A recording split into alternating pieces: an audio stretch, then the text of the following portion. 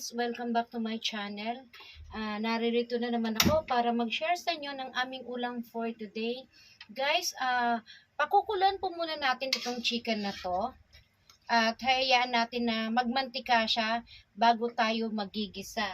So, habang pakukulaan natin siya, lagyan na rin po natin siya ng asin na pampalasa. Meanwhile, so, ayan guys, nagmantika na siya. At pwede na natin igisa yung ating mga pampalasa. So, lagay na po natin yung ating luya.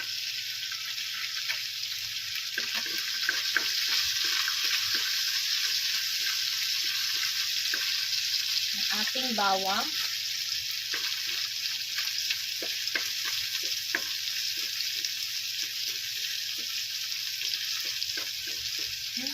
Bango.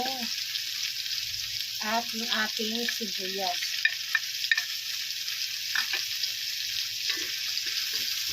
And then, i-mix na natin siya.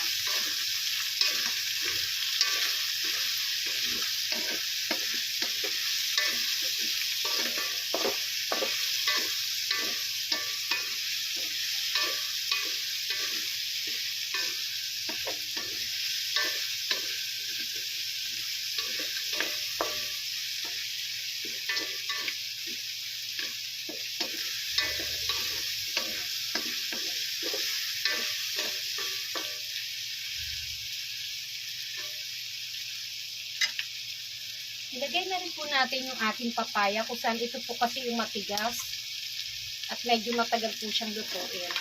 So, isabay na po natin siya sa manok.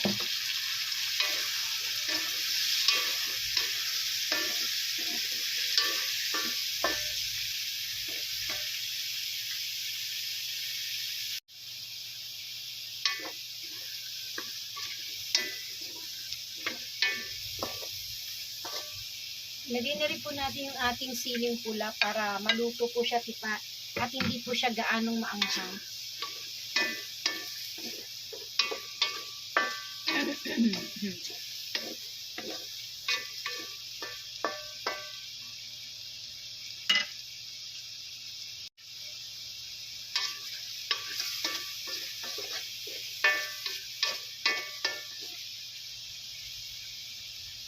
Ilagay na po natin yung ating pangalawang gata.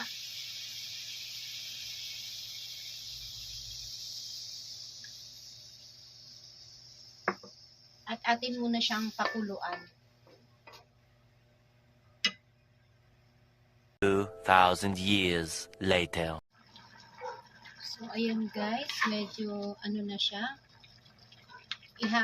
Isunod naman po natin ilagay yung ating kalabasa.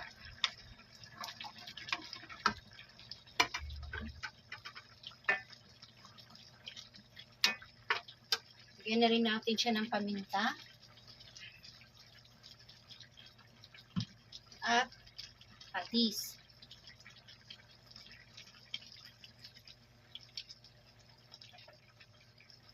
Lagay na rin po natin yung ating siling green.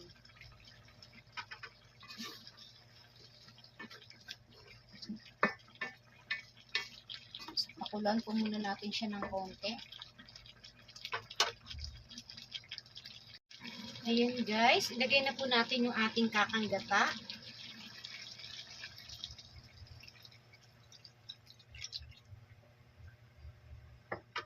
Siya po ay ating pakulan. Hindi po muna natin siya haluin. Lagyan din po natin siya ng konting suka para hindi po siya madaling mapanis.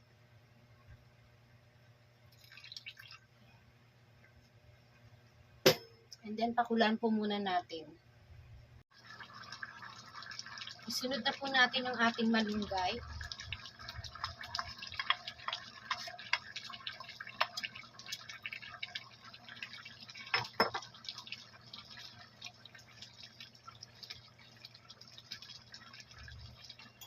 At ating pong tikman.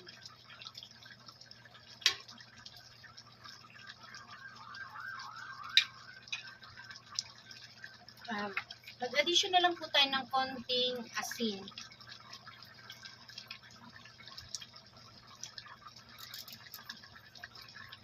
At yan po guys.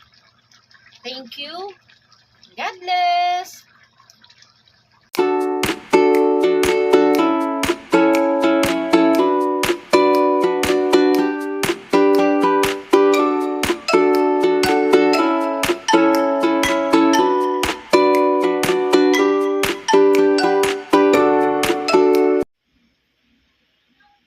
Hello guys!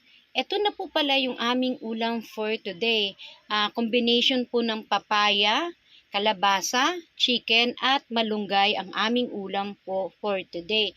So guys, kung nagustuhan mo ang channel kong ito, please like, share, and subscribe. And don't forget to click the notification bell button for more updates. Guys, kung makikita nyo lang to sa personal, maamoy nyo at malalasan, sasabihin ko po sa inyo, napakabango at napakasarap. So guys, ano pa pong gagawin natin? Kain na po tayo. God bless!